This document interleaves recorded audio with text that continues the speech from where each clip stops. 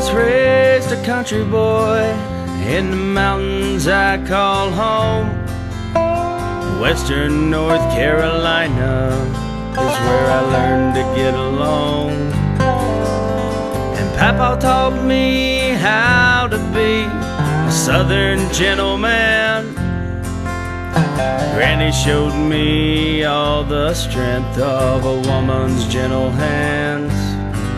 And Mama taught me how to face the world on headstrong. She said life will bring you problems, you gotta keep on moving on. And I wanna go back to my family.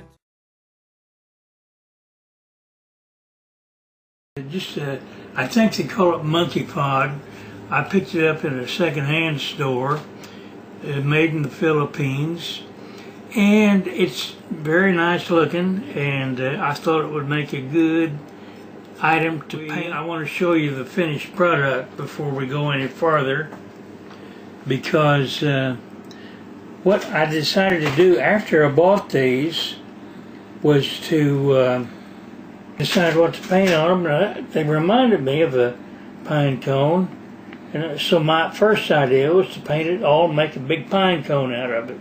But it only looked funny. It didn't look like a pine cone. So I had to settle for just painting a picture of a pine cone on it. Now the first step, obviously, is to put the shape of the pine cone on the goblet. The second step is to start with the top, and you put in 3 or 4 things here that represent the scales that cover a pine cone. And then I take a brush and I make some scales, outlines. After I get this pine cone blocked in, as I did here, is to put these fir, the greenery on it. I do that in 3 steps. It is absolutely nothing. I guarantee you, if you are not an artist, you can do this. I start out, I'm going to paint a little spray coming out of each side of the bottom of these cones. I start out painting black. I put 4 or 5, just I guess these are not needles on an evergreen. What are they? Fir piece, fir, whatever. Then I turn around and I go all around. This is black paint that I'm using for the first layer of color. The second layer of color, then I go to green. I just use that ordinary, what's called hunter green. Here's the black back on it. And the green.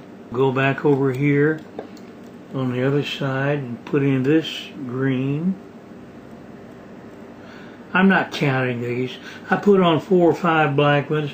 I think I painted on a few more green ones, because after all, they really are green. So that's the predominant color. And final coloration is some white. I don't use very much white, and sometimes I stick it in a little bit of green, because of course there's no pine needles that are white, but this just gives you a light green.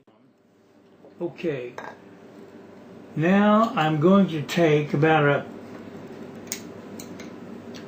number 8 flat brush, and I'm going to start dipping a little bit of the black and brown mix with a half-loaded whitish color.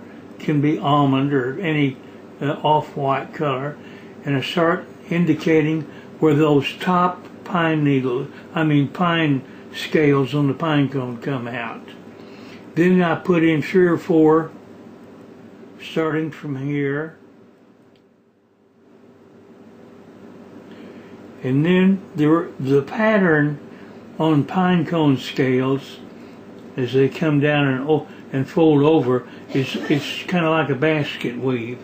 Every other one, you get the outside one, then you come down a little bit lower and do the next one, and then across here it's in between the 2 up above it. This does not have to be white. I like to put a little brown in with it and make it sort of an off-white.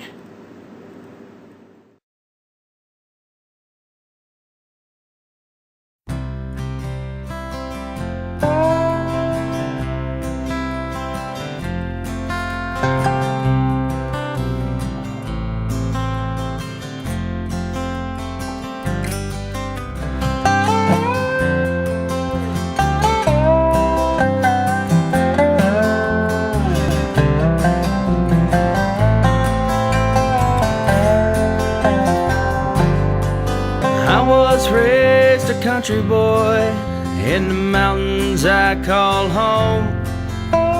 Western North Carolina is where I learned to get along. And Papa taught me how to be a southern gentleman. Granny showed me all the strength of a woman's gentle hands. Mama taught me how to face the world on headstrong.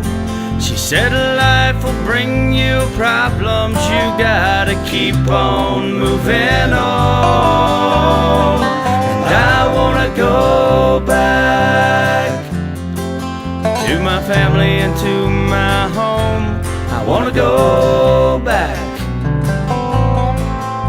That's why I sing this song. I wanna go back.